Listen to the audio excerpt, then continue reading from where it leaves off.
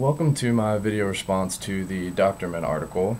Thank you for watching, and I hope you enjoy. The first quote that I want to start out talking about is from Republic Steel, and it reads, "By spurring students to think experimentally, the computer may eventually spark imaginative, independent thinking." And this is obviously in response to computers in the classroom, and to me personally, I find this statement, which was made in the 1960s, very ironic by today's standards, at least with present-day research. Present-day studies show that what may be a correlation of the exact opposite effect. So in other words, there's a very real chance that computers and technology are actually dumbing students down rather than making them more creative. The second quote I want to talk about reads, "States and capitals didn't just measure up, even if it did make use of the school's expensive computers." And this is from Dockterman himself.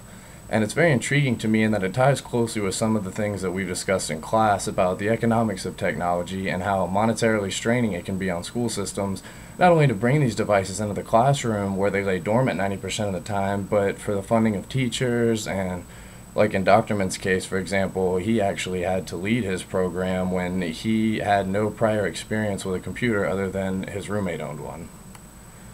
The next quote is, "The value of technology depends on how it works in the hands of the teacher," and this again is from Dockterman himself.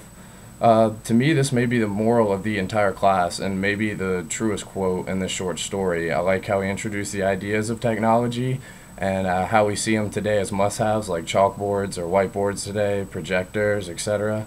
But all of these tools, they depend on the teacher's manipulation. The televisions and movies, the computers in the classroom, they don't necessarily always have that same effect.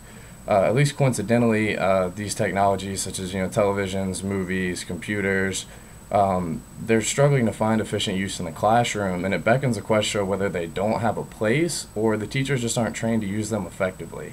Of course, there's always the resistance of a teacher to change, of course, but our students are growing in an ever-changing world, and especially in their eyes, it's our jobs as instructors to be as flexible as possible and to bend to our students' needs. It's our job to meet them on their turf, and in today's day and age, that's a technological turf.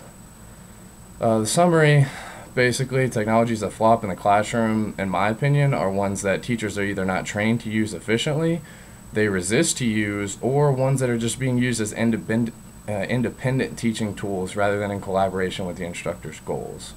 This has been my video response, and I hope you enjoy.